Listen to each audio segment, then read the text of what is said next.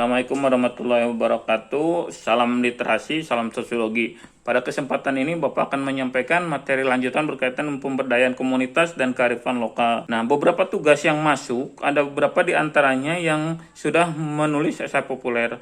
Tapi ada beberapa kekeliruan. Karena apa? Anda mengambil sudut pandangnya atau mengambil latar peristiwanya itu terlalu jauh. Beberapa di antaranya terlalu banyak menimbulkan spekulasi-spekulasi yang tidak pas gitu.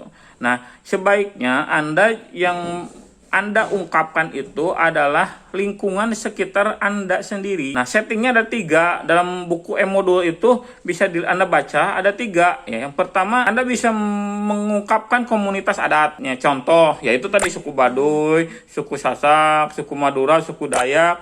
Tapi apakah Anda bisa melihat langsung kayak gitu? Kan enggak gitu. Nah, yang paling mungkin adalah komunitas yang kedua lagi, yaitu komunitas lokal dan komunitas berdasarkan minat. Komunitas lokal misalnya kaitannya dengan bahwa di tempat Anda itu ada suatu pabrik dan di situ terdapat suatu perkampungan di mana semua warganya hampir menjadi karyawan pabrik tersebut. Nah, contoh seperti itu.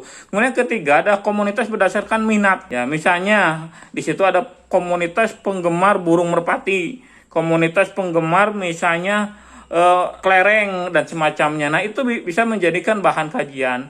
Tapi yang lebih pas untuk kalian kaji adalah kaitannya dengan kearifan lokal. Kenapa? Karena kearifan lokal kaitannya dengan bagaimana mempertahankan tradisi-tradisi atau kebiasaan-kebiasaan baik dalam masyarakat yang sangat bernilai tinggi. Misalnya dalam masyarakat terdapat komunitas di mana di situ adalah penghasil olahan dari bahan pisang misalnya. Kenapa? Karena masyarakat setempat sejak turun-temurun ada petani pisang. Bagi mereka meyakini pisang itu banyak memberikan berkah sehingga menjadi kearifan lokal bagi masyarakat tempat. Nah, setting yang harus Anda perhatikan adalah bagaimana kondisinya dengan pandemi sekarang. Ya.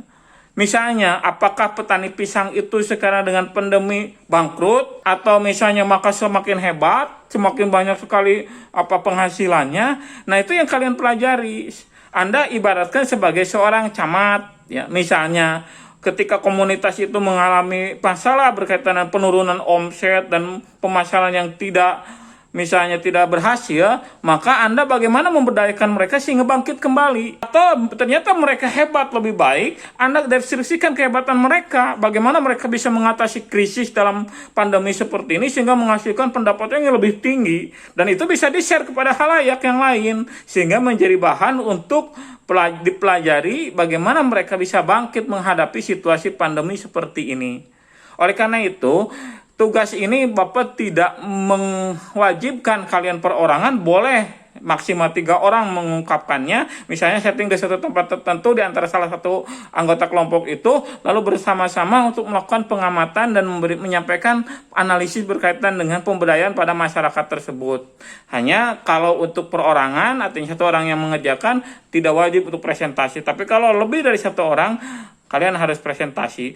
Bapak kasih waktu lagi selama 1 minggu ke depan, ya, siapkan dengan baik, dan minggu depan bisa, kalau ada yang siap untuk melakukan presentasi, Bapak tunggu. Terima kasih.